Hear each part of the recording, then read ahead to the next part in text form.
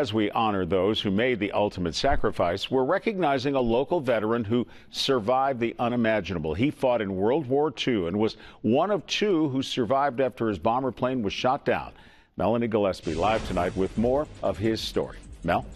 Marty, this veteran was born and raised in Johnstown, went to fight for his country in 1942, but it wasn't until about 15 years ago when he started to share his war stories with his loved ones.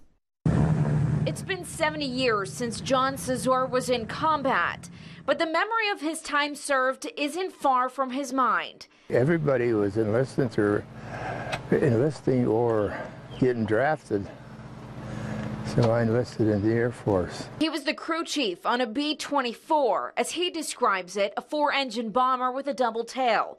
But it was on Memorial Day, May 30th, 1944, or then known as Decoration Day, when John was one of two who survived his plane being shot down. The fellow on the other side tapped me on the shoulder and he said, "Look."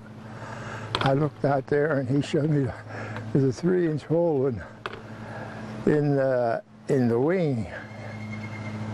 Then I looked to see where it was at. It was in the gas tank. I figured, well, time to put my chute on. I no sooner got my chute on and the plane blew up. I landed in a cemetery. So I stayed there overnight.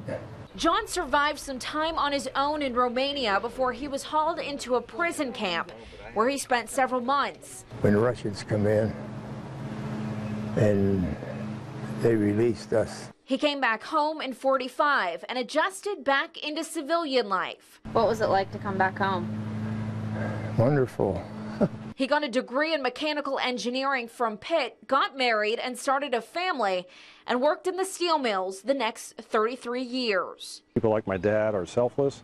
You know, they're the greatest generation, and they've had such an influence on us as Americans. John earned a Purple Heart and a number of other awards from his time in World War II.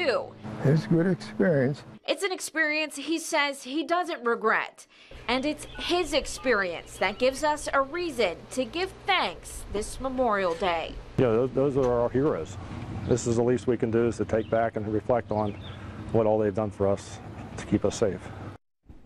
Such a remarkable man. John turns 91 years old in July. Reporting live, Melanie Gillespie, 6 News.